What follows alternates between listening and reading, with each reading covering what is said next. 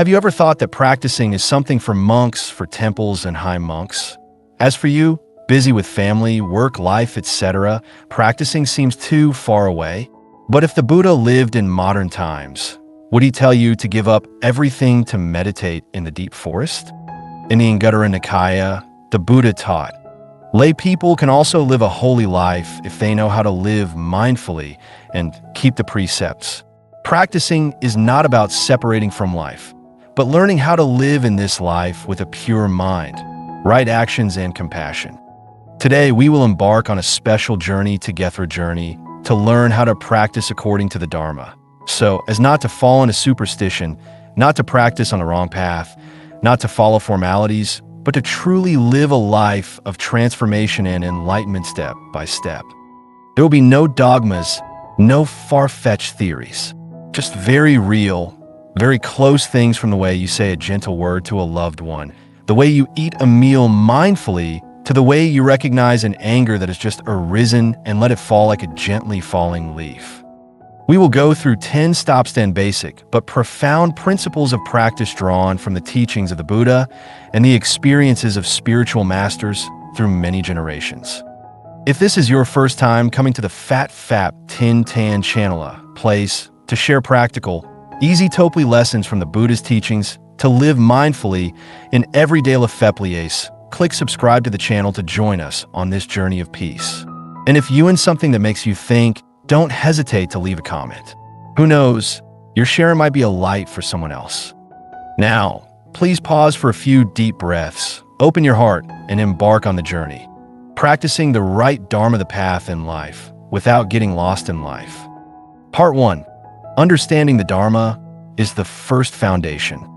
A person, after experiencing a major accident, began to be afraid and sought out fortune tellers, made offerings to the stars, removed bad luck, and bought amulets to wear on their bodies in the hope of avoiding suffering. They believed that this was practicing, following a path, and living according to the Buddha's teachings. But then the following year, the accident still happened, the illness did not improve, and their hearts became more uneasy. And they asked, why have I made offerings, worshipped, and believed but still suffered? This is a typical example of misunderstanding the Dharma. The Dharma is not a charm, nor is it superstition or formal rituals. The Dharma is the path of wisdom, of seeing the truth as. It is the teachings of the Buddha to lead sentient beings out of suffering, not to pray for luck. In the Mahaparinirvana Sutra, the Buddha taught very clearly, the Dharma is not something to worship externally, but to practice and experience. Dharma is not in form, but in the transforming mind. The true Dharma is when you see impermanence in each breath, see greed, anger, and delusion as they arise, and know how to return to yourself to cultivate. In the Dhammapada, verse 276 says, you yourselves should be diligent. The Tathagatas are only guides. The Buddha does not bless, does not save. He shows us the way. Whether we can go or not depends on ourselves. Whether we understand correctly or not is the first and most important thing. If you understand wrongly, your practice will be off track. If you understand correctly, you will have a foundation to go far. When you enter the house, you need a solid foundation, and the true Dharma is that foundation for your spiritual home. In the next part, we will talk about the indispensable support in the practice process, the triple gem Buddha, Dharma, and Sangha, 3 precious gems that guide practitioners into his turbulent life. Part 2, taking refuge in the 3 jewels, a solid spiritual support. Imagine you are a traveler walking in the middle of a vast desert with no map, no footprints, no support. The sun is fierce, the wind is blowing sand, and you do not know where you're going. In the most bewildered moment, you see a small landmark, then a signpost, then a group of people going in the same direction. That is the moment you know you are no longer alone, and more importantly, you know you're on the right path. In the journey of practice, we are like that traveler, easily lost without support. And the 3 jewels, Buddha, Dharma, Sangha, are the landmark, the map, the group of people accompanying you on the spiritual path. In the Anguttara Nikaya, the Buddha taught, whoever takes refuge in the Buddha, the Dharma, the Sangha, will be free from all dangers, no longer afraid in life. Taking refuge is not a formality of going to a temple to worship, but a profound vow to learn from the Buddha's wisdom and compassion, to live according to the path he showed, and to rely on the community of people who are practicing true spirituality. The Buddha is the one who realized it himself and showed the path to liberation. The Dharma is that path, concrete, clear, and can be practiced step by step. And the Sangha is the community of people who maintain that path, practicing seriously to progress together. Zen master Ajahn Chah once said, "It is easy to get lost when you go alone, but when you go with the Sangha, it is like a boat with a favorable wind and flowing water." If a practitioner does not have the three jewels, it is easy to doubt, waver, and even fall into wrong views without knowing it. Ask yourself, when you are confused and suffering, what are you relying on? If the answer is not clear, perhaps this is the time to look back and return to the three precious gems that the Buddha left behind. If you have your own feelings about taking refuge in the triple gem, or have experienced a moment when the triple gem guided your way, please share in the comment section. Who knows, your story may be a light for someone lost in the desert of life. Part 3. Cultivation is transformation, not escape.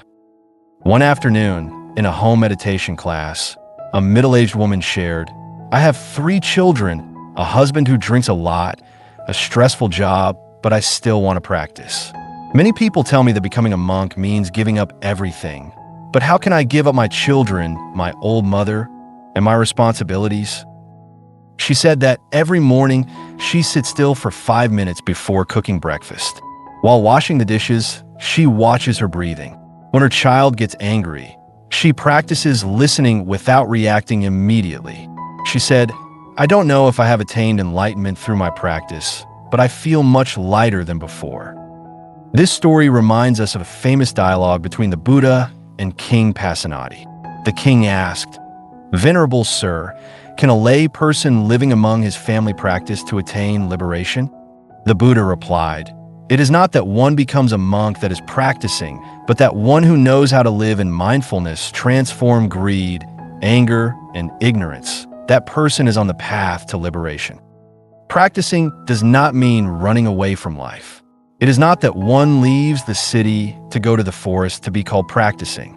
Practicing is living in the world without letting life sweep you away, is being in contact with your spouse, children, money, fame, without being dependent, without losing yourself. Practicing is not locking yourself in a dark room, chanting for hours but still holding anger in your heart. Practicing is arguing, but knowing how to stop when you feel your mind starting to get angry. It is cooking, but your mind is not disturbed by tomorrow's work. The Buddha was not born to establish a religion for people to withdraw from the world. He taught that right in the midst of afflictions is the seed of Bodhi. Right in every situation, every relationship is an opportunity to transform yourself. If you are living in the midst of chaos, do not think that you are not capable of practicing. Just by coming back to yourself in one breath, you have already begun. In the next part, we will explore the clear, concrete path that the Buddha left. The Noble Eightfold Path, 8 solid steps on the journey of awakening. Part 4. Practicing the Noble Eightfold Path, the core path of spiritual practice. Imagine you're driving on a long road through the mountains. The road has clear lanes, full signs, speed limits, and dangerous curves that are marked in advance. If you concentrate, keep a steady hand on the wheel, and follow the instructions, you will reach your destination safely. But if you lose control of the wheel, drive in the wrong lane, or ignore the warnings, you can fall off the cliff at any time. The same is true of spiritual practice. And that path is the Noble Eightfold Path. 8 basic factors that help practitioners keep their direction in the midst of impermanent life. In the Samyutta Nikaya, the Buddha taught, "Monks, the Noble Eightfold Path is the path leading to the end of suffering, the only path, there is no other path. Right view is seeing the truth like a driver who knows the map well, not confusing the direction. Right thought is thinking correctly, not letting the mind get caught up in anger and jealousy, like a driver keeping his mind from being dominated by insecure emotions. Right speech is speaking the right words, truthfully, gently, like a driver who knows how to use the horn at the right time, not causing chaos. Right action is acting correctly, not harming oneself or others. Right livelihood is living honestly, not going the wrong way for profit. Right effort is making the right effort, not too hasty, not too indulgent. Right mindfulness is being clearly aware of every action you do, not being distracted, not daydreaming. And finally, right concentration is keeping the mind steady, like a driver at night, still seeing clearly ahead. Venerable Thich Minh Chow once said, "The Noble Eightfold Path is not a profound doctrine, but a way of mindful living that can be practiced every minute."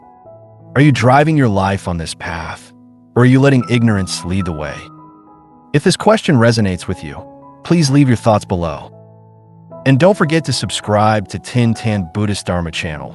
Share this video with your loved ones, and hit the notification bell so you don't miss any lessons on applying Buddhism in everyday life. Because maybe just one timely sentence is enough to transform a whole soul. Part 5. Keeping the precepts is keeping the body, speech, and mind pure. Imagine a common situation in life. A friend, out of fear of offending others, lies about a small matter. At first, that person feels relieved because he or she does not have to face the embarrassment. But then they begin to feel anxious and uneasy because the lie has created a chain of events that must continue to be hidden. The mood gradually becomes heavy. A sense of guilt begins to rise. And then that friend realizes that although no one has discovered it, they themselves are suffering the consequences of not keeping the precepts, keeping the speech and mind pure. The Buddha taught in the Samyutta Nikaya, precepts are the foundation of peace. Precepts help calm the mind, clarify the path to enlightenment. Precepts are not a dry prohibition, but a self-awareness, a method to help us maintain purity in every word, action, and thought. Precepts are the protective coat for the soul. When we do not keep the precepts, when our mouths utter lies, when our bodies do immoral things, when our minds are constantly wavering, that is when we create cracks in our hearts. These cracks not only damage our relationships with others, but also cause us to lose our serenity and peace of mind.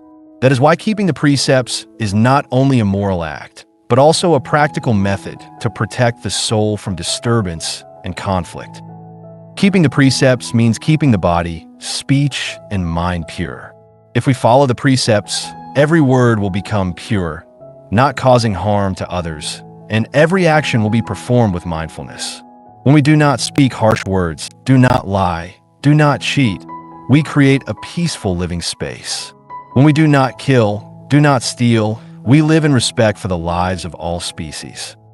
Master Thich Thien Thuan once shared, keeping precepts is not harshness, but a way to protect our mind from confusion and sin. When we no longer worry about our actions and words, our mind will become free and peaceful. We keep precepts not because we are afraid of punishment, but because we know that each precept helps us get closer to the purity of our souls, helps us live in a way that does not hurt ourselves and others. Practicing precepts is the way to clean up the dust in our hearts, the way to keep our souls clear, like water in a pure stream. So, are you keeping your body, speech, mind pure? Do you realize that your daily words and actions are making your soul brighter or dimmer? Part 6. Meditation, the route to develop wisdom. Imagine the image of a Zen master sitting quietly under the Bodhi tree, his eyes gently closed, without a single wavering. Around him, the world is still rushing, but he is like a solid rock in the flow of time. His mind, like the surface of a calm lake, has no ripples, no clouds. It is in that stillness that he can see everything clearly, not only from the outside, but from deep within. This is the illustration of meditation, a state of mind that is completely clear, without discrimination, without judgment. Concentration is the ability to keep the mind steady, without wavering, like the surface of a calm lake without ripples. While the mind is in a state of chaos, it is difficult for us to see clearly the nature of things, of ourselves. Concentration is the foundation to transform all delusions, so that the mind is not dragged by thoughts of sadness and anxiety. When the mind returns to stillness, we can see more clearly, understand more deeply, and that is the premise for developing wisdom. The reason why there is no wisdom without concentration is because wisdom cannot arise from a disturbed mind. Just like a person who wants to see himself in a stormy lake will not be able to see his reflection clearly. Only when the lake is calm, everything appears clearly.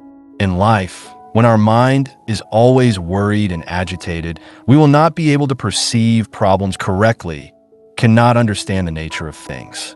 But when we practice meditation, when the mind returns to stillness, wisdom will naturally arise. For example, when facing a stressful situation at work or at home, if the mind is not stable, we can easily be swept away by negative emotions, make hasty decisions, which can cause regret later.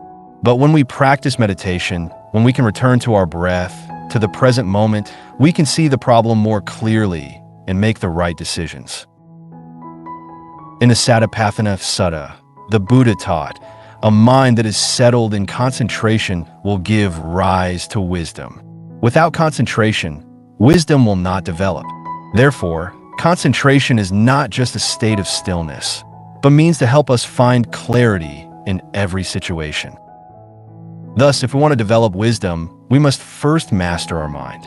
Only when a mind becomes steady, not carried away by delusions, can wisdom shine like sunlight shining into a dark space.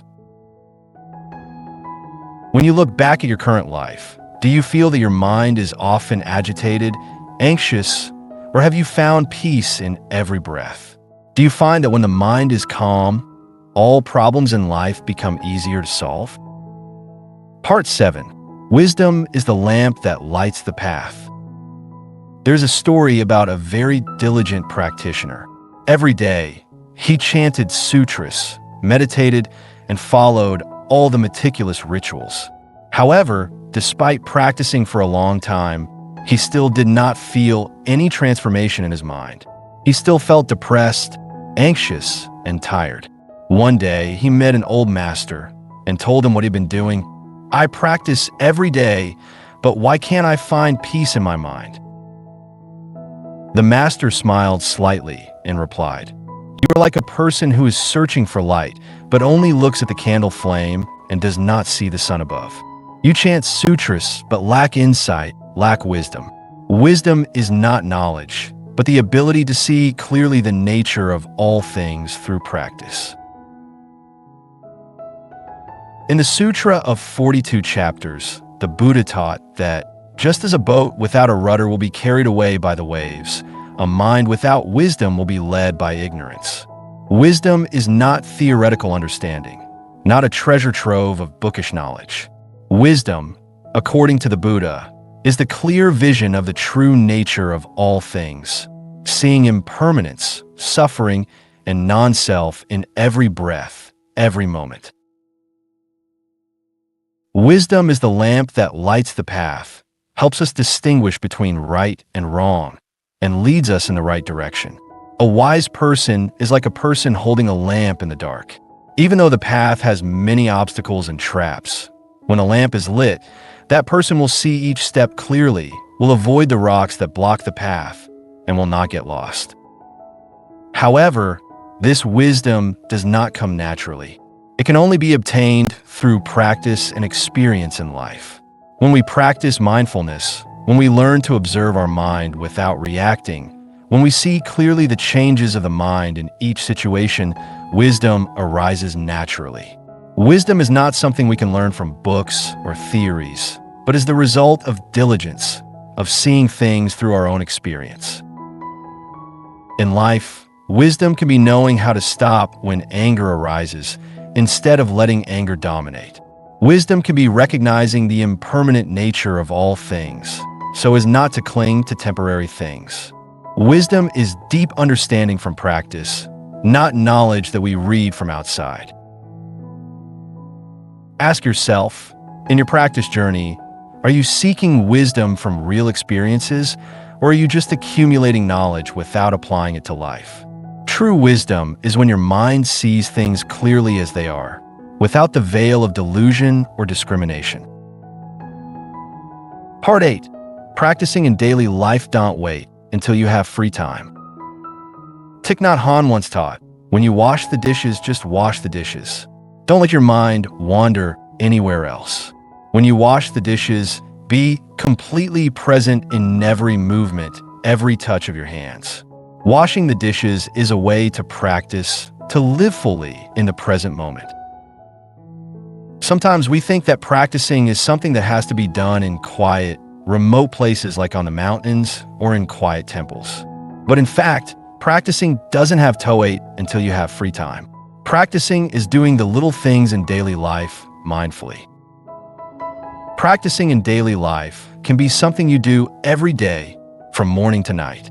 Doing housework, cooking, washing dishes, cleaning, taking care of children all can become meditation if we do it with a mindful mind, with full presence in each moment. Each of these actions can be a way for us to practice mindfulness, an opportunity for our mind to be pure, not distracted by worries and distractions. Imagine, every time you wash the dishes, instead of thinking about what to do next, about a busy work ahead, you simply feel the warm water flowing through your hands, smell the gentle scent of soap, feel the bowl in your hands. You're not in a hurry, not anxious, just fully present with each movement, each breath. This is a form of meditation in life. You do not need to meditate in a quiet space to practice, but can practice anytime, anywhere, as long as you are mindful. In a busy life, it is easy for us to get caught up in work and the chaos, but it is in these daily tasks that we have the opportunity to find peace, to practice in life. Jobs that seem boring and meaningless can become opportunities for practice if we look at them with mindfulness. In fact, working with mindfulness helps us reduce stress, fatigue, and feel life more meaningful. When you clean the table, don't just see it as a task that has to be done.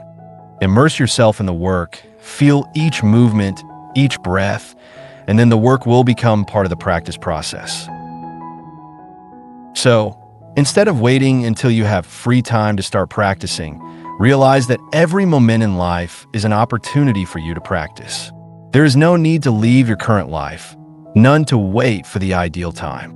Every step, every movement in daily life is the path for you to practice, to live mindfully and peacefully. Part 9. Cultivation is a long journey. No rush, no give up.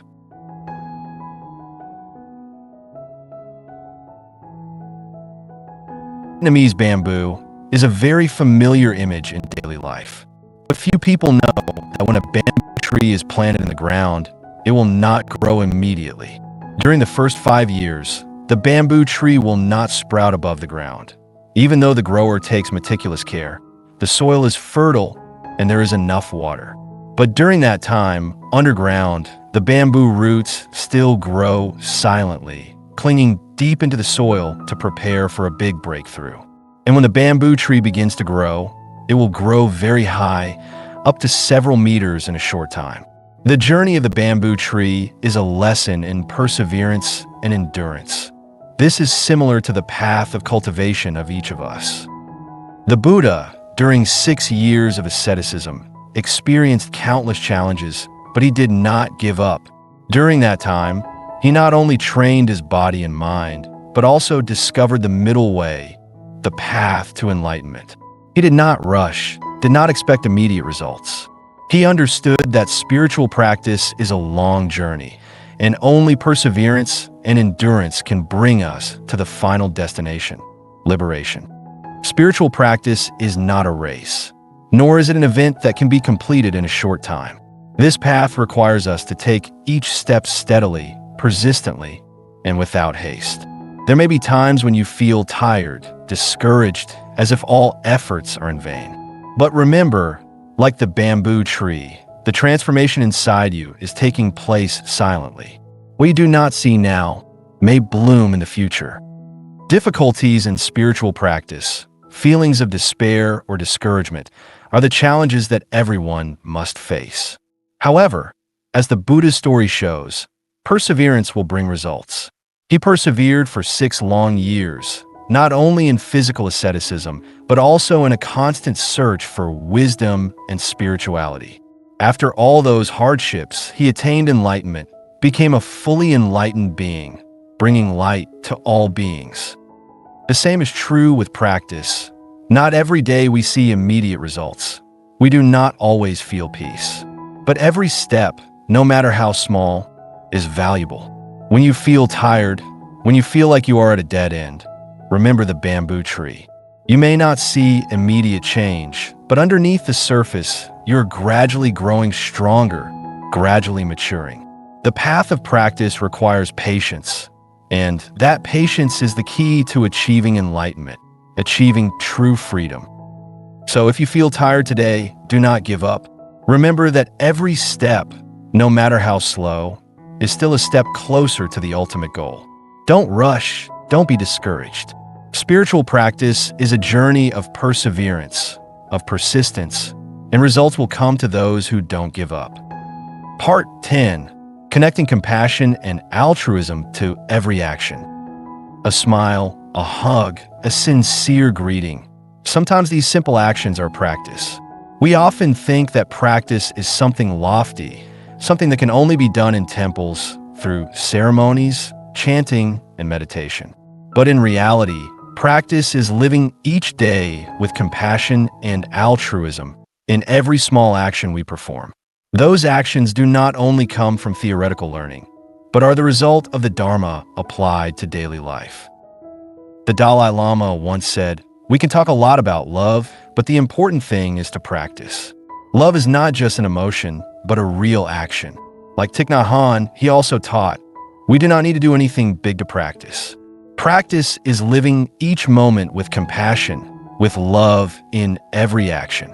A friendly smile, a comforting hug, a gentle word, all are actions that can bring peace to ourselves and to others. When we practice compassion and altruism, every action, no matter how small, becomes an act of practice. You may be in a coffee shop, but when you smile at the waiter, or when you help someone in need, you are practicing the Dharma. You may be in the office, but when you listen and understand a colleague, when you do not rush to judge or criticize someone, you are practicing compassion and altruism. Practice is not something far away, but an act of love in every moment, in every relationship you have. You may think that practice is only for monks, but in fact, the Buddha taught that any of us can practice the Dharma right in this life. We can practice right in everyday situations, in every word, every action, every thought. When we practice compassion and altruism, we not only bring joy to others, but also bring peace to our own hearts. We do not need to wait until we have free time to practice. Every moment of life is an opportunity to practice. Love is the Dharma practiced in the simplest and most direct way. When you truly care about others, when you open your heart to help, when you are willing to forgive mistakes, you not only make this world a better place, but also nourish your soul, helping your mind become pure and peaceful. Try to look back at your life. Are you living with an open heart, with love and tolerance for everyone? Or are you immersed in worries, negative thoughts, forgetting that every act of love is a true practice? Conclusion: we have just gone through the 10-step journey of practicing the Dharma correctly, from understanding the Dharma correctly, taking refuge in the 3 jewels, practicing in daily life, to practicing the Noble Eightfold Path, keeping precepts, meditating, and developing wisdom. Each step in this journey is an important part to help us progress on the spiritual path. And more importantly, practicing is not a path reserved for someone. but a path that all of us can follow, whether we are monks or lay people. This journey does not require us to be masters, but only to be people who are persistent, patient, and always live with compassion and mindfulness. Every day, you just need to start with small actions, from a gentle word, an altruistic act, or a mindful breath. Practicing is not a destination, but a journey of constantly changing and perfecting ourselves. So today, what will you apply at least one thing from these steps to your life? It could be practicing mindfulness in every action, or taking time to reflect and understand yourself better. Every action, no matter how small, if you do it with a sincere heart, will contribute to bringing you closer to peace and enlightenment.